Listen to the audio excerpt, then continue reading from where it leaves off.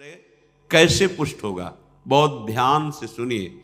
यदि आप किसी परिस्त्री गमन, बहुत शास्त्रों में बार बार आता है तो आप मान लीजिए बात, अगर आप परिस्त्री गमन करते हैं तो फिर केवल बातें बना लीजिए, बात समझ में नहीं आएगी आपको, ये अध्यात्म समझ में नहीं आएगा, ऐसे उड़ जाएगा, पकड़ में ही नहीं आएगा। ना स्त्री प्रसंगी, स्त्री प्रसंगी आप तो परिस्त्री गमन नहीं करते, पर जिसको मित्र बनाए हुए हैं वो व्यभिचारी परिस्त्री गमन करने वाला है, तो उसके संग से आपका हृदय मलिन हो जाएगा।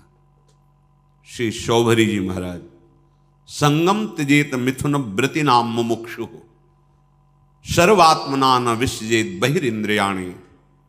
ऐ मुमुक्षु, संसार सागर से मुक्त होने की इच्छा रखने वाले उपासक, संगम त्यजेत, संग का त्याग कर दो। किनके? जो केवल मैथुन सुख को ही परम सुख माने हुए हैं। संगम त्यजेत मिथुन व्रति नाम मुमुक्षु। आप इस संसार से मुक्त होना चाहते हैं तो ऐसे लोगों का संग भी त्याग कर दें। ना स्त्री प्रसंगी मिलत यत, तो इदम स्थानम आश्रित्य। कैसे हम आश्रय लें, कैसे हम मान लें कि हम प्रिया प्रीतम के हो गए? ऐसे मानो, ऐसे चलोगे तो तुम्हारा हृदय स्वीकार कर लेगा। तुम अगर गंदे आचरण करोगे तो केवल बातें रहेंगी, हृदय स्वीकृत नहीं होगा प्रिया प्रीतम के चरणारविंद की शरणागति से, तो फिर निर्भय, निश्चिंतता, निशोकता आ ही नहीं सकती। अगर नहीं आ रही तो आप में कहीं ऐसी त्रुटियां हैं, उनको सुधारिए। श्रीपाद कह रहे हैं सर्वम द्वंद्वातीतोत्र। ये जो प्रिया प्रीतम के चरणारविंद की निश्चिंत बेपरवाह करने वाली स्थिति है, ये आती है द्वंद्वातीत होने पर। द्वंद्व, शत्रु मित्र, मान अपमान, निंदा स्तुति, हर्ष शोक, जय पराजय, ये सब द्वंद्व के अंतर्गत आते, जन्म मृत्यु आदि। अगर आप श्री वृंदावन का आश्रय लेकर ये सावधानी करते हैं कि अपने चित्त से चिंतन राधा राधा राधा, कोई पद गाए, वृंदावन की परिक्रमा का चिंतन, यमुना जी का चिंतन, सत्संग का चिंतन, रसिकों का चिंतन, यहाँ की किसी एक लता को अपने नेत्र में बैठा लो, रोज उसको प्रणाम करो, मन से आलिंगन करो, दर्शन करो, कहीं भी हो, एक लता आपको प्रिया प्रीतम की प्राप्ति करा देगी। वृंदावन की लता सम कोटि कल्प तरुणाई। बड़े भाग्य, अहो भाग्य। बात मान लो, बस सच्ची बताना, आपका चित्त संसार का चिंतन करता है या प्रभु का? सच्ची बताना। अपने तो घर के हैं, ऐसे पूछा, उनका संसार का, तो हम कहा हम खोपड़ी के बल खड़े होकर समझाएं तो भी समझ में नहीं आएगा आपकी। क्यों नहीं समझ में आएगा? चित्त का चिंतन संसार का हो रहा है तो हम भगवान को कैसे जान जाओगे? संसार के चिंतन से रहित जो चित्त होता है उसको जानना नहीं पड़ता, भगवान खुद परिचय दे देते हैं। सोई जाने जेहि देहु जनाई। भगवान क्या हैं, भगवान कैसे हैं, भगवान का कैसा ये संसार रूप है, भगवान की कैसी दिव्य लीला है, ये सब स्वयं जगत गुरु भगवान आपके हृदय में बता देंगे। आपका कार्य है एकमात्र भगवान की आज्ञा पालन करना। भगवान की आज्ञा है मेरा अनन्य चिंतन तुम करो और बेपरवाह हो जाओ। जो तुम्हें कर्तव्य कर्म मिला उसे करो और मेरा नाम जप करो, अनन्य चिंतन करो। मैं योगक्षेम देख लूंगा, मैं तुम्हें संसार समुद्र से पार कर दूंगा, मैं तुम्हारे सारे पाप नष्ट कर दूं। ये भगवान के वचन हैं। आप ऐसे वृंदावन की एक लता का चिंतन करने से भगवत प्राप्ति हो जाएगी। आप करो, देखो तो।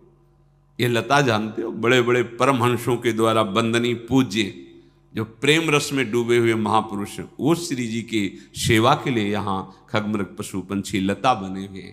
मलिन नेत्र है इसलिए हम नहीं जान पा रहे। द्वंद्वातीतोत्र, बिना द्वंद्वातीत स्थिति हुए आप प्रभु के आनंद को नहीं प्राप्त हो सकते। अनुकूल मिला तो हर्षित हो गए, प्रतिकूल हुआ तो शोकित हो गए, जय हुई तो ढोल बज रहे हैं, पराजय हुई तो निराश हो, एक वही स्थिति है। भगवदानंद जानने के लिए पहले द्वंद्वातीत होना अनिवार्य है। निर्द्वंदो भवति, ये भगवत चिंतन परायण अंतःकरण में ही ये भागवतिक तत्व का अनुभव होता है। जैसे निर्मल जल, शांत जल तो नीचे की वस्तु दिखाई देती है, ऐसे ही जो आत्म तत्व से प्रकाशित हो रहा है अंतःकरण, उसी के बल से आप वहां तक दृष्टि पहुंच जाएगी जो अपना स्वरूप है, जो मैं है। अध्यात्म को बातों से नहीं जाना जाता, निरंतर चित्त की स्थिति को जहां जानना है वहां लगाना है। संसार से चित्त हटाए बिना प्रभु को जान नहीं सकते, पक्की बात समझ लो। फिर जानना नहीं पड़ेगा, वो तुम्हारे हृदय में बैठे मिलेंगे। जा ही न चाही कबों कछु, क्योंकि चाह ही चिंतन कराती है संसार का। जब कोई चाह ही नहीं, चिंतन ही नहीं संसार का, न सोचती न कांक्षती, तो ब्रह्मभूता ब्रह्मभूत हो गए। प्रसन्नात्मा, अखंड प्रसन्नता जागृत हो गई। कंदादि भीर परवशै कल्पयन देह वृत्तिम, निरपेक्ष भाव से शरीर से भी रहेंगे, इसकी भी कोई परवाह नहीं। चित्त से तभी चिंतन अखंड बनेगा। देह चिंतन, देह के निर्वाह का चिंतन आराध्य देव पर, जो हमें उपासना या कर्म कर्तव्य मिला है उसे दृढ़ता पूर्वक करते हुए भगवत स्मरण परायण, जो मिल जाए भगवत इच्छा से, देह पालन हेतु, वो वस्त्र, वो भोजन, विलासिता का भाव अंदर नहीं होना चाहिए, जैसे प्रभु रखें। तो अत्युज्वल भाव आपके हृदय में प्रकाशित हो जाएगा। एक एक शब्द समझो। अगर आप ऐसे चलोगे तो भावे नात्युज्वले नात्मनि मधुरतरे न्यस्य राधा पदाब्ज, जिसकी चाह है वो बात बन गई। कैसे बनेगी? किसी भी स्त्री की तरफ काम भाव से मत देखो, चरणों की तरफ देखो, निकल जाओ। ज्यादा मनमानी करोगे तो ये जीवन व्यर्थ चला जाएगा। ऐसे लोगों की संगोष्ठी में मत बैठो जो वासना को जगाते हैं और वासना को बढ़ाते हैं। सीधा वृंदावन का आश्रय लेकर रसिकों की बताई पद्धति से उपासना, तो अपने आप द्वंद्वातीत होते चले जाएंगे। क्योंकि उपासना आपको सहनशीलता प्रदान करेगी। सहनशील व्यथित नहीं होता, बहुत संपत्ति आ जाए तो भी उदासीन रहता है। जाना है यार, कुछ नहीं जाएगा, क्यों फूल रहे हो, सब कुछ नष्ट हो गया, जाना है, क्यों शोक कर रहे हो, क्यों भूल रहे हो, अपने पास तो अक्षुण्ण संपत्ति है, अविनाशी सी श्यामा श्याम, क्यों शोक करते हो। यहां सब कुछ जाना है। इतना सुंदर विवेक रहता है कि वो सहनशील महात्मा द्वंद्वातीत हो जाता है। चाहे कोई गृहस्थ में हो, चाहे विरक्त में हो, महात्मा एक स्थिति है का नाम है। जो महात्मा है वो एक स्थिति है, साधुता एक स्थिति का नाम है। जैसे प्रधानमंत्री एक पद है, ऐसे साधुता एक स्थिति का नाम है। वेश मात्र को नहीं, स्थिति। जहां कहीं साधु का वर्णन होगा वहां लक्षणों का वर्णन, स्थिति का वर्णन पाया गया है। ये तो आचार्य परंपरा से वेश दिया गया है। वेश है, स्थिति नहीं तो अधूरा। बिन विवेक वैराग्य भक्ति बिन सत्य नये को मानो, भगवत विमुख कपट चतुराई सो पाखंड जानो, भगवत ऋषि जी महाराज कह रहे हैं। अगर वेश है और उद्देश्य भी पक्का है तो सोने में सुगंध मानो, फिर क्या कहना है। फिर तो सतरति सा लोकांतार्यति मम भक्ति युक्तो भुवनम पुनात, लोक के लोक पावन करने की सामर्थ्य महात्मा रखता है। हम देह को बहुत दुलार करते हैं, इसी के भरण पोषण में, इसी की चिंता में। देख लो, आप देखो, इसी की चिंता में, इसी के भोगों में, इसी के संग्रह में, तभी हम द्वंद्वों पर विजय प्राप्त नहीं कर पाते। यदि हम भगवत चिंतन परायण हों तो इतना सुंदर विवेक जागृत हो जाता है, हर द्वंद्व में वो सम रहता है, स्तुति में, प्रशंसा में, निंदा में, अपमान में, चाहे जैसी परिस्थिति हो, इतना सुंदर विवेक रहता है, वो अपने को बचा लेता है, उसमें फंसने नहीं देता। तो क्या स्थिति आती है? ऐसे उपासक बोले अत्युज्वल, मधुर से मधुर चित्त में श्री राधा चरणारविंद का प्रकाश, ये परम लाभ। यत पाद पद्म नक्षचंद्र मणिच्छटाया, ऐसी अद्भुत छटा प्रेम की विकलता आ जाए तो द्वंद्वम वृंदावनांतर्गमय दिन निशा नित्य तन्नाम जापी। आहा, श्रीपाद कह रहे हैं, यदि आप, अब देखो जो ऊपर बताया कि इस पर आपको सावधान रहना है, तो इस पर हमारे पास बल नहीं है कि हम रोक सके।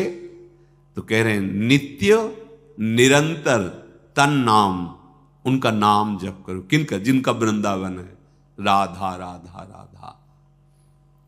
द्वंद्वम वृंदावनांतरगमय दिन निशा नित्यम तन नाम जापी। क्या परेशानी? राधा राधा राधा राधा। ना तो पवित्रता पवित्रता का कोई, ना कोई ऐसा कि इस समय नहीं, इस समय हर समय। श्रीपाद के दिन निशा, रात दिन, नित्यम तन नाम जापी। जो तन नाम जापी है वो न स्त्री प्रसंगी मिलती, यद इदम स्थानमाश्रित सर्व। वो साध्य साधन से, वो काल के भय से, तीनों तापों के भय से, पाप पुण्य के बंधन से, हृदय के अंधकार का नाश करके दिव्य ज्ञान प्रकाशित, समस्त द्वंद्वों पर विजय, ये सब प्राप्त हो जाता है। अच्छे से समझ लो, वृंदावनांतर्गमय दिन निशा नित्य तन नाम जापी। रात दिन वृंदावन में जिनकी जय घोष होती रहती है, महारानी जो राधा राधा राधा राधा राधा। लालजू के हृदय का आह्लाद, प्रेम मूर्तिमान शांद्रानंद घन प्रेम मूर्ति किशोरी, राधा राधा। मान लो सब स्थितियां आपके हृदय में आ जाएंगी। अब बातें केवल करो और नाम जप ना करो, धाम चिंतन सत चिंतन न करो, फिर ये स्थिति कहां से आएगी? जहां चिंतन करते हो वही दशा आएगी आपके अंदर। विषयों का चिंतन करते हो तो विषयों की दशा आएगी। विषय नाशवान, परिवर्तनशील, शोक में, दुख में, दुखालयम में दुख ही तो है। तो यही आपको प्राप्त हो रहा है। बचना चाहते हो इससे, और चिंतन करते हो वही जिससे आपको ये दुख प्राप्त हो। चिंतन बदलो, आचरण बदलो, लक्ष्य आपका दृढ़ हो। असत नहीं सत, असतो मां सद्गमय। जो हम असत शरीर असत व्यवहार में हैं, अब हमारी यात्रा सत की होगी, सच्चिदानंद की होगी। श्री विदुर जी महाराज धृतराष्ट्र जी को उपदेश करते हैं। नवद्वारमिदं वेश्म त्रिस्थूणम पंच साक्षिकम क्षेत्रज्ञाधिष्ठितम विद्वान यो वेद स परः कवि। हे महाराज धृतराष्ट्र, आंख, कान आदि ये 9 द्वार वाला जो देह है, शतोगुण रजोगुण तमोगुण रूपी खंभों से ये स्थित है, अर्थात त्रिगुण के द्वारा ही इसकी रचना हुई है।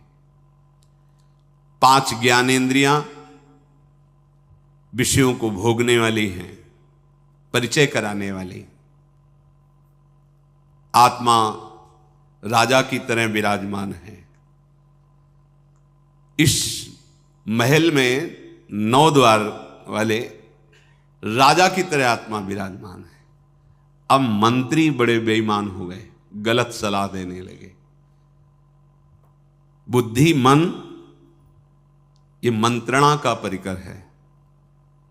जैसे राजा को लुभायमान करके दस्तखत करवा ले, ऐसे मन बुद्धि हमको बार बार प्रलो, ये भोग लो, ये देख लो, ये खा लो, ये सूंघ लो, ये ऐसा करो, ऐसा करो, बड़ा सुख मिलेगा।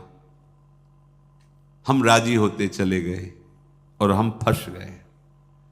अब अपने आप से अपने आप का उद्धार करो, भगवान जो कह रहे हैं। अब होश में हो जाओ, तुम्हारे सलाहकार गलत हैं। जांच कैसे करें? संत सदगुरुदेव की वाणी, शास्त्र वाणी, इससे जांच करो कि हमारे सलाहकार सही सलाह दे रहे हैं या गलत। महाराज, यदि तुम ऐसा नहीं करोगे तो तुम्हारा ये पतन करवा देंगे, तुम्हारे बुद्धि, तुम्हारा मन। वही ज्ञानी है जो तत्व से ये बात जानता है कि शरीर एक घर मात्र है, मैं नहीं हूं। ये इंद्रियां सेवक हैं, ये मैं नहीं हूं। ये मन बुद्धि सलाहकार हैं आपके, आप नहीं हैं। पर आप कभी ऐसा नहीं देखते। आप शरीर को मैं देखते हैं, मन इंद्रियों को मैं में मिला लिए हैं कि मैं खा रहा हूं, मैं देख रहा हूं, मैं भोग रहा हूं, मैं चल रहा हूं। चाहे कर्मेंद्रीय विषय हो, चाहे ज्ञानेंद्रीय विषय हो, चाहे अंतःकरण, आप उसे मैं से लिए हुए हैं। तो वही ज्ञानी है जो इस बात को तत्व से जानता है।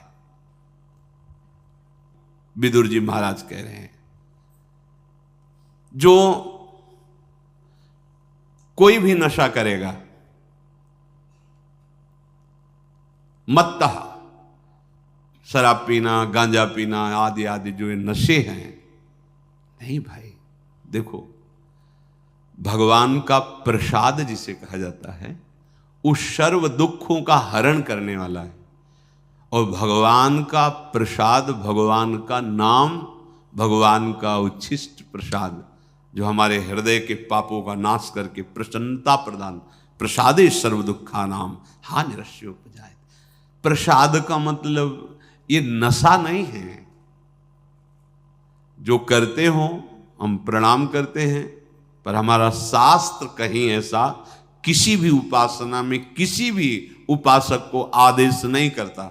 सिद्ध पुरुषों की बात अलग है। जैसे भगवान शिव हलाहल जहर पिए, तुम एक बूंद पियो मर जाओगे। एक महात्मा थे, 10 तोला संख्या रोज खाते थे। पूज्यपाद उड़िया बाबा ने सुना उनका, ऐसा कैसे हो सकता है?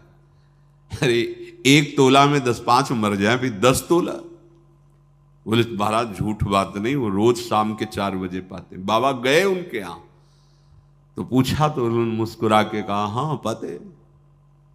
10 तोला संख्या आप कैसे पा जाते? बोले शाम के 4 बजे बैठना, सिलबट्टा में डाला धतूरा संख्या जहर, पीसा, खप्पर में धोया, पी गए। बोले हमारा रोज का आहार है ये। हमें महापुरुषों का वही अनुकरण करना है जो उनके उपदेश से मिलता हो। कोई भी नशा, यहां देखो धर्मराज के साक्षात स्वरूप है, कोई भी नशा करने वाला तत्वबोध को प्राप्त नहीं होता।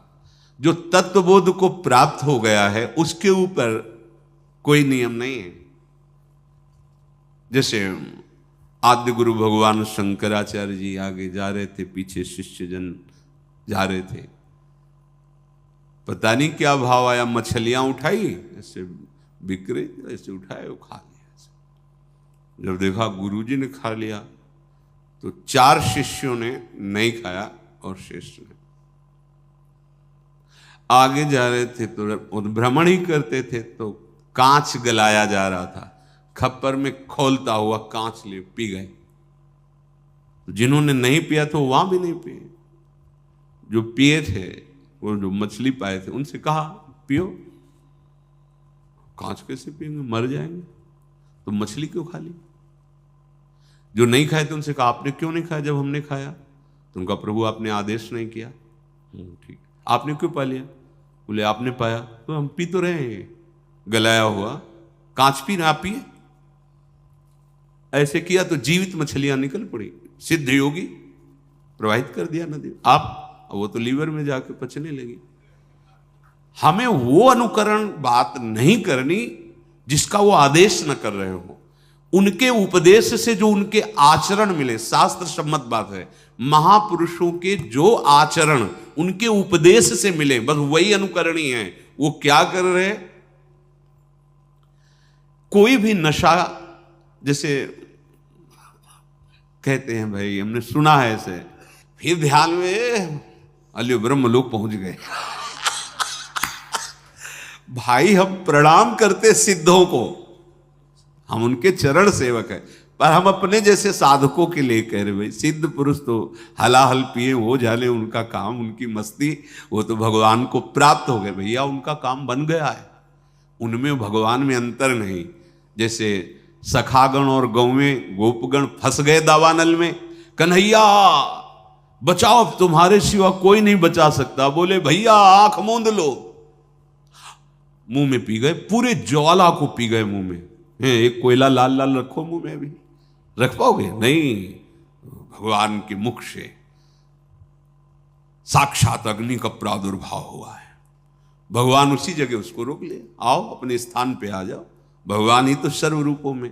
तो जो भगवान को प्राप्त महापुरुष हैं उनमें और भगवान में अंतर नहीं। ब्रह्मविद ब्रह्मवि भवत्। अब उनके ऊपर आप ही ऐसे नहीं कर सकते कि ये खा रहे हैं। बड़े सिद्ध महापुरुष थे, तो जहां भिक्षा नहीं लेनी चाहिए वहां से निकले, रोटी बन रही थी, ला रहे रोटी, तो डर गए महाराज जी। अरे ला, इसमें रोटी लिया, कहा इसमें कहीं वो है जो उन्होंने सब है कुछ? ब्रह्मार्पणम ब्रह्म भगवद अर्पण कर। लेकिन वो आचरण हमारे लिए जो आदेश करें वही अनुकरणीय नहीं है। महापुरुष जो आचरण कर रहे हैं वो आचरण उनके उपदेश से मिलता है कि नहीं? अगर नहीं मिलता तो हम प्रणाम करते हैं, वो हम कर नहीं सकते। कोई भी नशा साधक को, हम सिद्धों के लिए नहीं कहते हैं, कोई भी नशा खा करके आप भगवत तत्व का चिंतन, भगवत बोध नहीं प्राप्त कर सकते। सबसे बड़ी कमी, आपको उस नशे में सुख लग रहा है क्योंकि बुद्धि शिथिल होती है, तो आपको लग रहा है बड़ा आनंद आ रहा है। आपको भजन से सिद्धि प्राप्त करनी है, भजन से इंद्रियों को शिथिल कर देना है, भजन से मन को निसंकल्प कर देना है, भजन के सिवा कोई चाह नहीं रह जाए। अगर आप 4 बजे भांग पाते हो ना, फिर आप देखिएगा 4 बजे केवल भांगई का ध्यान होगा, सब ध्यान हट जाएगा, लगेगा कि कैसे मिले, कैसे। कोई भी नशा नहीं, भगवत प्राप्ति हमारा लक्ष्य है, इसलिए कोई नशा नहीं। जब तक तन्मयता भजन की, तब तक जीवन की सार्थकता क्या रहे। और सच्ची बात, जो हमारा मन मलिन है, जब उसे भगवत चिंतन में लगाते हैं तो एक जलन पैदा होती, आग। जैसे आग से स्वर्ण तेजस्वी होता है, मल नष्ट होता है, ऐसे ही मन जो हमारा पतित हो चुका है, वो उच्च अवस्था को पहुंचने के लिए भजन के बल से जब चढ़ता है तो वो निर्मल होता है। उस जो ताप प्रकट होता है वो पाप को जलाता है, हम सह नहीं पाते। नहीं, मना कर रहे हैं।